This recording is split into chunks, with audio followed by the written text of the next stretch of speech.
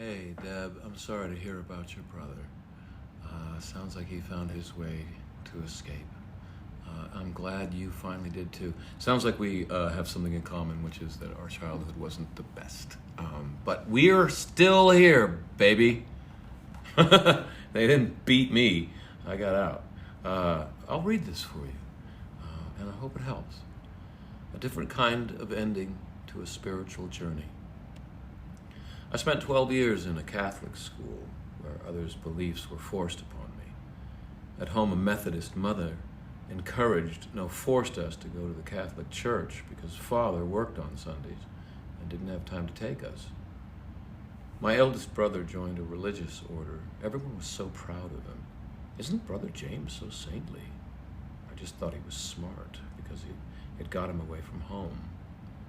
Jim was 13 when he went off to begin his religious training. Now, 70 years later, he still hasn't come home. Not to us. He had a home of his own because he left the Brotherhood and married one of his students 51 years ago. They had 4 beautiful children and 10 growing grandchildren. 51 years together. But Parkinson's took Jim on his final journey in August 2022. I wasn't permitted to get any kind of job that would take me away from home. When I first left school, I wanted to join the Army. No, they wouldn't sign my papers. I found that nurses lived in a building attached to the hospital. I applied to become a student nurse. No, again, they wouldn't sign my papers. I was still 17, so had no say in my life. Go to church and find a husband just like I did, Mary, my oldest sister, suggested. Church? Me? Not bloody likely. It had never done me any good. Besides, I wasn't permitted to see boys. I was still too young, apparently. The horror father wasn't allowing me to escape from his clutches, and mother wanted help with the housework. Despite my lack of religious conviction, at 18 I started going to church again, if only to get out of the house for a couple of hours every Sunday. The more I listened to the priests, the less I found them worth listening to. I'd watch the news and read the paper and ask myself, so where's God? I surely couldn't see him helping a world full of people who needed him. As I moved on from being a teenager, I found less and less evidence that there was even a God of any kind.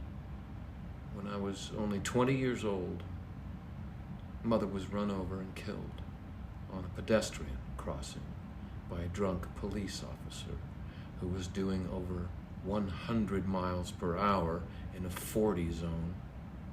Strange how all the charges against him were dropped. The day after her funeral, I met the first man with whom I would be caught in a toxic relationship. This began a pattern of me moving from one monster to another until the big bad arrived in my life.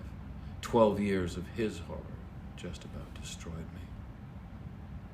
It took so many years, but a major part of my recovery is due to the strange turn my spiritual journey took. This was when I stopped believing in gods and started believing in myself. Good for you. I find that it started in my 50s, but I started accepting myself and loving myself. I was told by a therapist I needed to give myself the love that I didn't get in childhood. And I actively have been trying to do that. And it has made me a happier person. I've been wanting that love. I too looked for it in a lot of wrong places. And I've found that the only one who can fill that hole really is myself. I've got to love myself. And I'm glad you are too.